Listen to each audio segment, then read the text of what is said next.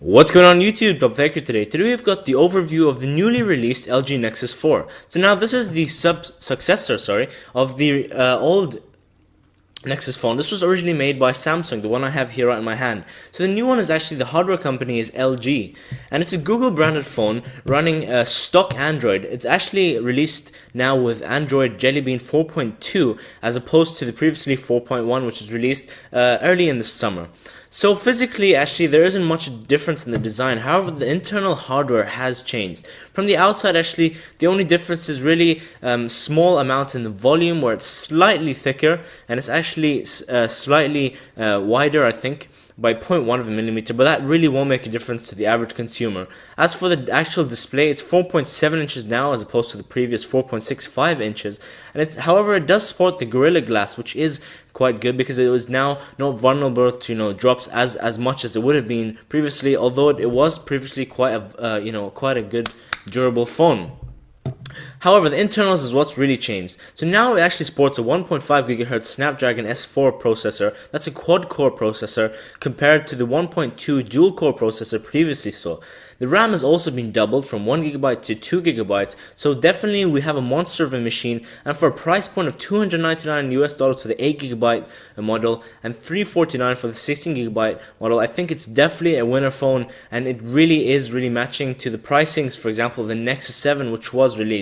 Although now they have released the Nexus 10 that's slightly bigger screen for $399, I think that's a great tablet for such a price. But now we're going back to this.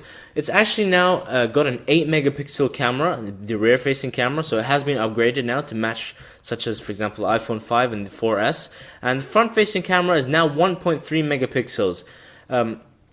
Previously, it used to be slightly less, I think 1.2, but right now you've got 1.3 megapixel front-facing camera.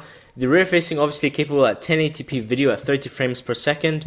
The front-facing camera, I'm not exactly sure, but it's either 720p, similar to the iPhone 5, or actually still a QVGA quality, so obviously not the best. However, I think that this is going to be quite a good phone. It is really meeting up to standards to other phones such as the S3 or even the Galaxy Note 2 in terms of the hardware, the processor, and the RAM, for example, which is really high, 1.5 GHz quad core with 2 GB of RAM, which is exactly what the Note 2 has. So it's really a good phone, value for money. So if you guys are looking for a phone, an unlocked phone for 8 GB storage for $299, as I said, and 16 for $349, and if you want a contract on T-Mobile, it's available $199 for 2 years, but personally I wouldn't go for that.